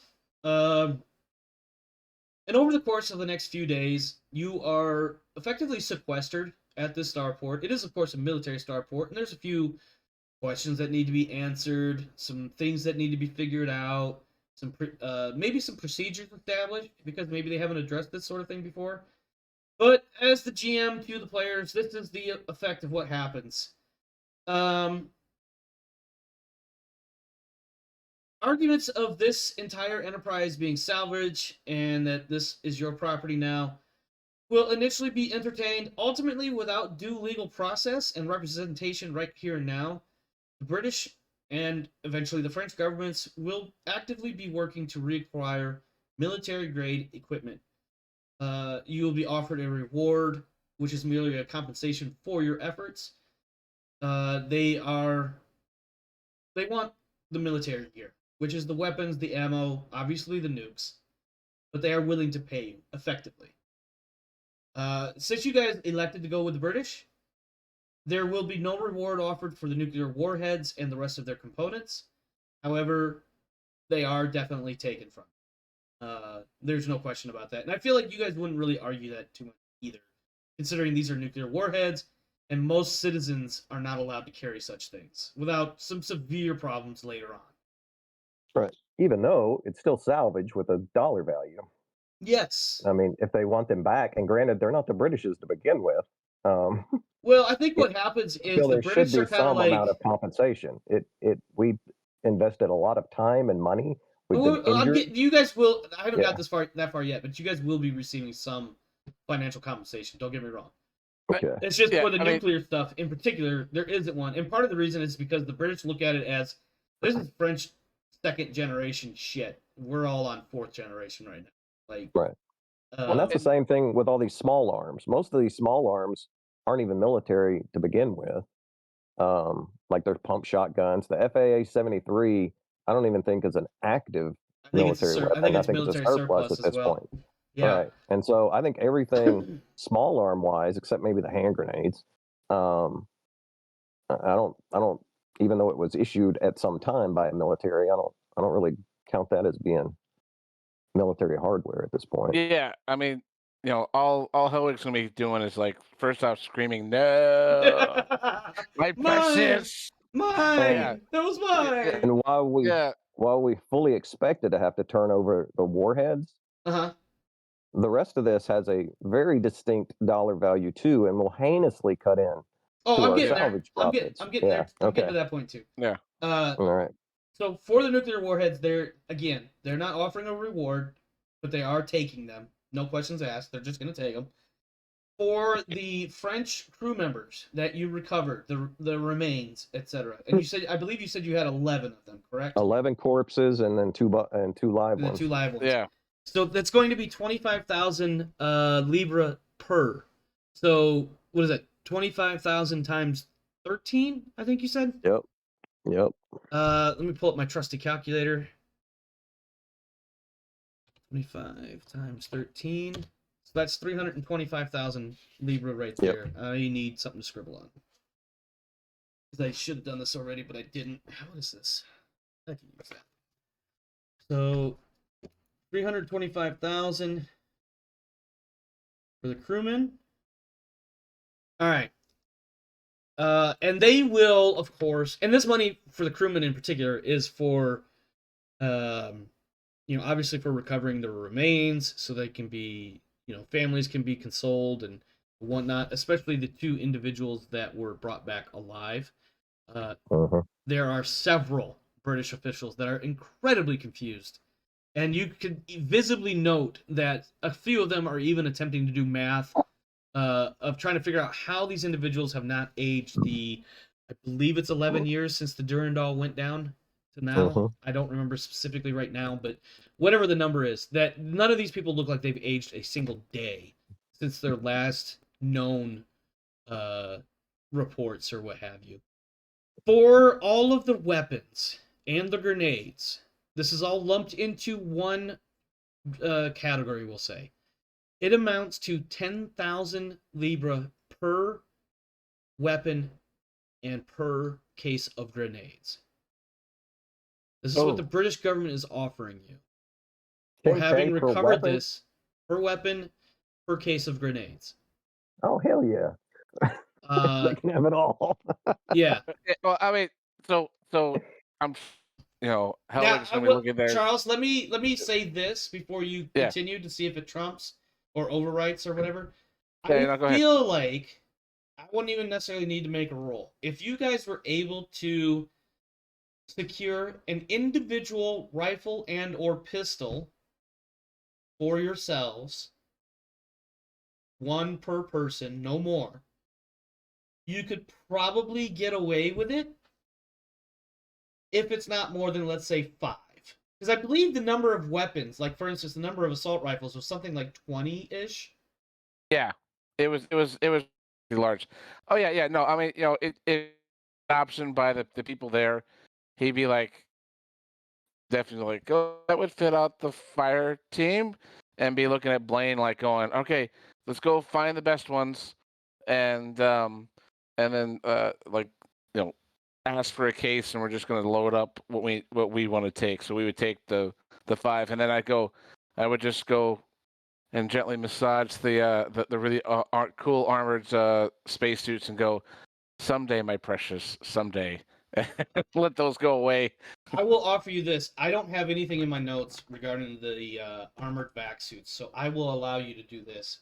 I will allow you to make a negotiation or some other social interaction skill. Like, say, for instance, I don't know. For instance, I'm not sure if there's like a charm, but you probably have persuasion. I have. Well, let me see. Hang on. I do have. I have advocate, so I could just say try to bury them with the legalese filings to make sure we at least keep 1 or 2 of them. That might work. I might raise the difficulty slightly for that one. What else do you do I got? have? What else you got? I got security profession. That may not work. I got streetwise. That's not gonna work. And then and I got corrals. So I mean, yeah, the only thing I could say would be like. And this is not in this negotiation is not going to take place in a bar. So corrals is out. Yep. So that's really all I got was the corral. Well, I got broker if this takes place when White is lucid. If you want to make a broker roll, I will allow that. Woo! Because correct me if I'm wrong. Broker, insofar as like a skill description is, and I don't have the book open, I'm not going to look it up, but I feel like broker is like its description and or use is for negotiating when terms of trade or sale are involved. Yes. More or less, right? Okay. Yep. So yeah, I will allow a broker. You're going to need a 10+. Ooh, I'm statistically likely to get that. This is what you're going to get. To be clear. With a 10+, you will get 2 of those armored vac suits. On a 12+, you can have enough for your your direct action team, which I believe is 5. Yeah. But you're going to need a 12+ total for that. And this is not one of those that you can. This is not one of those you can take your time on. So. All right. So if I roll a 7, we're good. If I roll a 9, we're gooder. So let's see. Let's see how we go. Do it. Ooh. That is a 6. I rolled a 6. Nothing happened. I'm tempted to give you like a partial success or an option to re-roll, but if you re-roll, I feel like there needs to be some sort of loss of something in exchange. After all, I did worse. Really? Okay. All right. I'm just going to look at it. I think what you get, Charles, is you get 1, and it takes a few favors. So somebody in the British military structure, whoever signs off on this, and you're not entirely sure who exactly. What happens is you get a notice, and this might be a few weeks after a lot of this initial stuff takes place. But what happens is you have something delivered to you via military courier, like almost like a bicycle guy bringing a box, and attached to this box is an envelope, and inside that envelope is a note, and it says, "We appreciate what you have done. this is for you. One day I will call, and that day you will answer. Oh no. And And inside the box is this French combat vac suit. There's only one set or pair or whatever. Not Right. pair, you know what I mean. One outfit. Yeah. One complete set. Yep. I'm gonna go, yes, awesome, and then just reread the thing and go, Dropped once, never been used. well, yeah, and I'm just gonna Wiggles go, is talking in chat again. right, and I'm just gonna go, what? This wasn't even the day of his daughter's wedding. But I guess I'll accept it. Okay. And yep. All right, let's get back to the rest of the guns and ammo and grenades. What are we looking at here? How many weapons do we have at 10,000 per? And how many cases of grenades do we have at 10,000 per? Because I know I have the notes, but I feel like you guys definitely wrote these numbers down and can reference it faster than me. Or maybe not. Uh-oh. Did my internet go shitty? Uh-oh. Just crashed the crap out there. Yeah, I did. I lost Charles and I lost Wiggles. And I lost Thurgor. And me. Yeah. But I still Just have the winner. Thurgor in my Discord. Maybe. Thurgor? Thurgor? Uh-oh. My stream might be dying. My stream might be dying. I went offline. What happened?